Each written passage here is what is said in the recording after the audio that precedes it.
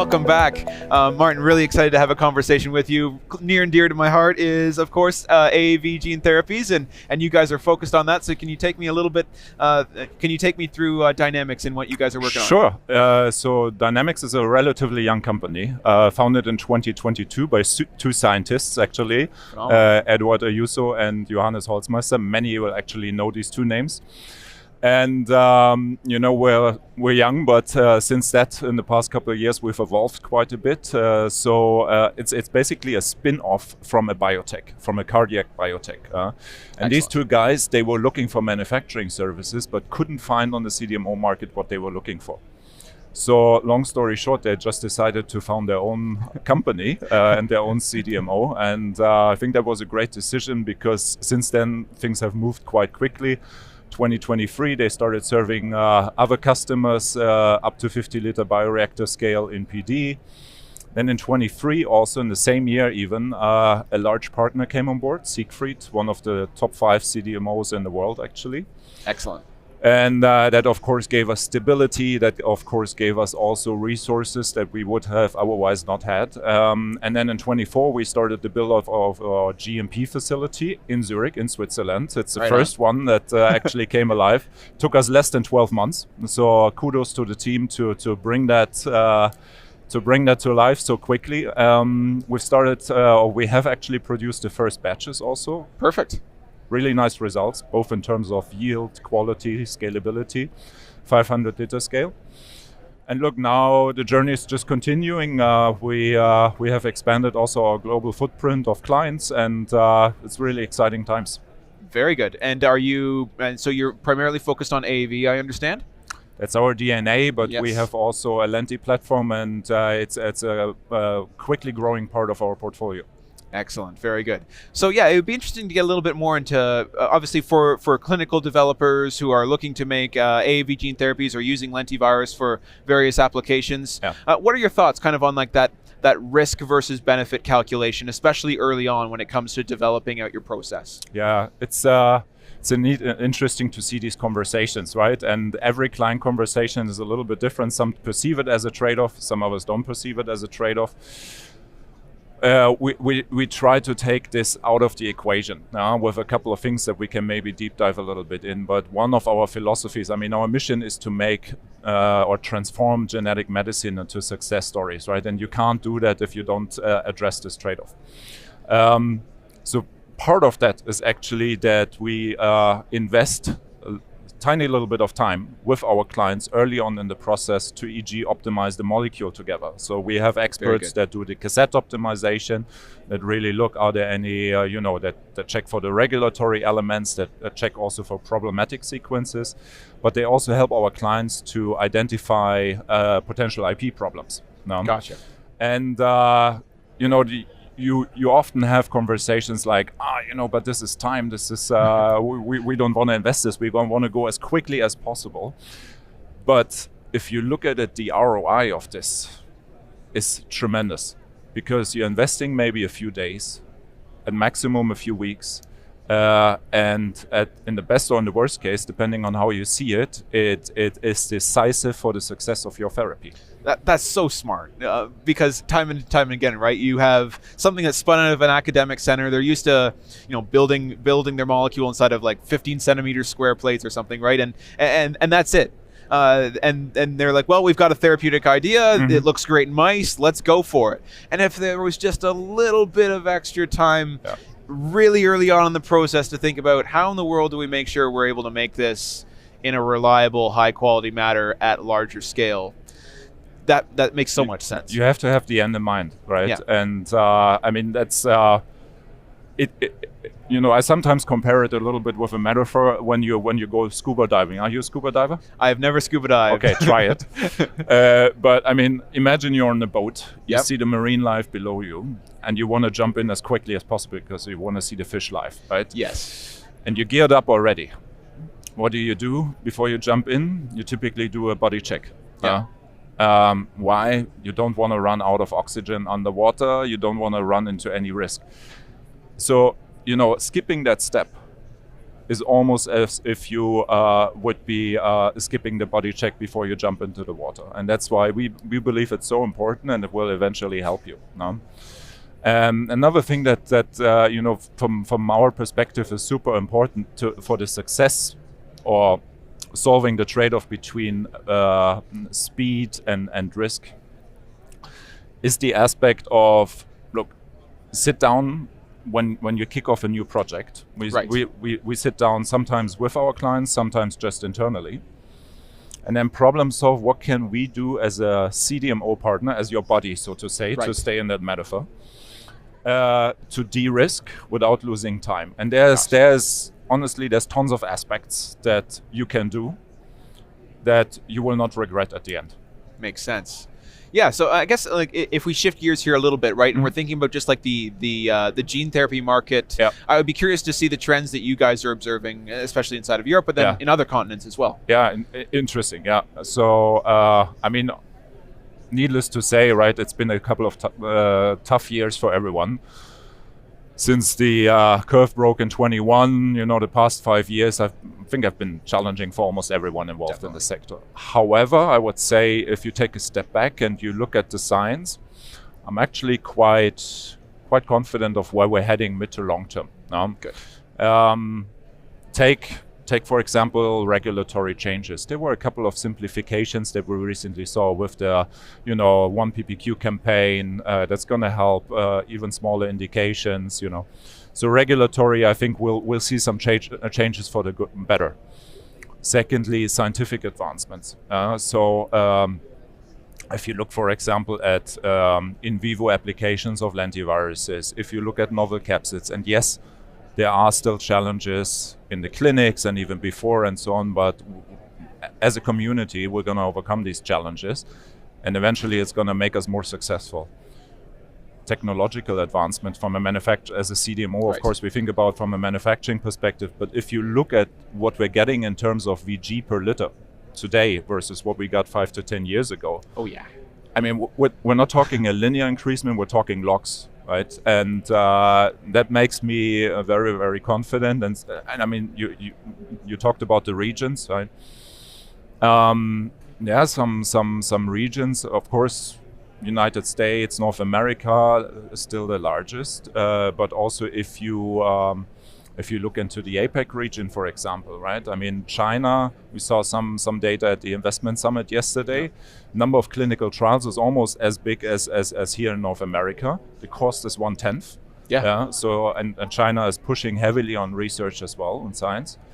If you look at Japan, also some larger players, very active in the M&A space. South Korea is an interesting one as well. A lot of expertise in manufacturing, a lot of expertise also in science. And India is from my perspective, at the moment also driving the CAR-T and Lenti. I mean, it's more because it's such a large population. It's more focused inwards towards India itself. For sure. But there's a lot of momentum. They're a little bit less mature at the moment, at least still, when it comes to manufacturing. But prospectively, I think you absolutely have to look at India as well. Very good. One other thing that I'd be interested to get your thoughts on too would be, I remember when I first jumped into the space, and this was, I started in AAV gene therapy manufacturing back in 2020. And for the first couple of years there, you're focused primarily on, in maximizing your VGs. Obviously, that's still important. Then a couple of years later, it was like, okay, well, we actually want to be looking at the full empty ratio here. Yeah, exactly. And then over the last couple of years, there's been more of an emphasis on what's your full partial empty ratio. I'd be curious if you guys are looking at any other quality attributes that people might not be thinking about, especially for early stage developers. Yeah, so all of these that you mentioned are important, right? Heterogeneity as well. Impurities is a very important one, right? And depends a little bit, of course, also on the construct, on the indication, and ophthalmic indication is different from other indications. So, that's why one of our core beliefs is you have to be very clear and sound on your analytics strategy, what you want to measure, where you want to measure, what method you're going to use, right? Because, I mean, look at the PCRs. Depending on which PCR method you're using, you get different results. So it needs to be consistent as well. Definitely. And so look, was a strategic decision for us to keep also analytics in-house on the one hand, and develop our own bioinformatics platforms as well, so that the client actually gets the best insights. And then secondly, also mirror that into the QC space, because there's a lot of discussion around how do you ensure scalability. No? Right. And scalability you only ensure if you take out as many variables as possible. And if you have the same methods, if you have the same kind of equipment, and if your analytical development looks similar to your QC development, QC, then you take out a few variables already. No? Right. Makes sense. Yeah, it's interesting as well. Like, so I'd be curious as well to learn from your perspective. You guys are also exploring the lenti space and getting into that. This is a question that's always a hot topic. What's your take on kind of like the ex vivo versus in vivo discussion? Are you guys seeing any trends on your side with regards to that? On our side, yeah, so there's definitely an increased momentum and increased number of requests, right? And of course, there's also an increased investors' interest in that space. So it's definitely one of the pockets in the cell and gene therapy space where you do see a lot of momentum. However, there will be also challenges, there will be setback that we then need to solve together with our clients, right? And again, the same applies to in vivo as with all the other applications. You need to solve the problems ideally before they occur. Yes, absolutely. Makes sense. Okay, coming back a little bit to the platform approach that you guys have as well. I'd be curious. Obviously, we've talked about very early on you want to be having the discussion to kind of that risk versus speed strategy. How does that apply to your platform? And kind of making that balance for risk versus speed. Platform is an interesting one, right? Because you ask 3 different people, you get 4 different answers what they understand as platform. Well, maybe let's talk about the manufacturing platform then as well, right? Look, the way I see it is there's 2 ways of platforms. One, there is the fixed platform, so to say, the very established platform, where you have predefined cell lines, plasmids, etc. And that often delivers good results, but every construct is somehow different, right? So our philosophy is a slightly different one. We have designed our platform in a way, could almost think it oversimplified as a Lego way, to be a bit more modular, with the target in mind that the platform adapts to the virus and not the other way around. Right. Meaning, if you take the cell line example, the client can come with its own cell line. Now, if they have a preference for a specific cell line, let's use that. In most cases, we use HEC293. Right. However, then we have a few partnerships in place where the client can then also sub-license the cell line from us. And they even, with that, the platform is portable as well. So if they would decide to go somewhere else for whatever reason, they're not locked in, they're not handcuffed, and they could take the platform away. That also is, of course, an important aspect of speed versus risk, because, if you're locked in and then it's not a good situation, and it gives you more flexibility. Gotcha. Okay, and then I guess just in terms of wrapping up, one thing that would be interesting to learn for developers as well, right? How do you envision CDMOs going into the future, evolving their role to meet the needs of therapeutic clients? Let's say CDMOs in the cell and gene space, maybe, absolutely. Because I see it very different, small molecule, even monoclonal antibodies than from our space. Why? Because we're far away from commoditizing services for viral vector manufacturing or related services, right? Complexity is still high, uncertainty is still high, success rates need to become better.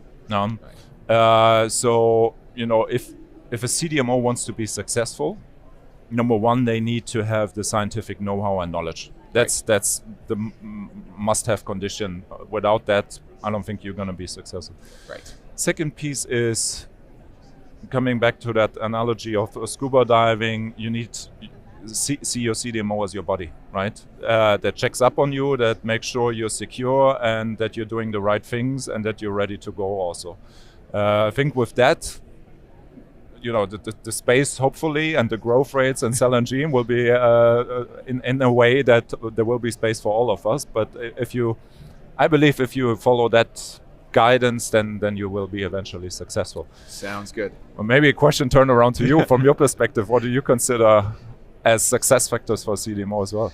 I think it will be kind of like that clear pathway whereby we're going to be able to scale this, but but also working with a therapeutic provider whereby we are going to be working with you to work towards reducing the cost per dose, and then we're both going to benefit from that cost saving in a way that really inspires confidence, right? Where it's not like, well, you're locked into this process, it's going to stay that way forever. Yeah. We're going to be actively working on how to reduce this cost per dose, and that's going to impact your margin, and it's going to be a benefit to us as well. And so you become co-partners in developing the technology stack and adapting new technologies to continue to get that cost of dose down for ultimately the patients, but then for you guys and for the therapeutic developers. Ben, I think you're spot on.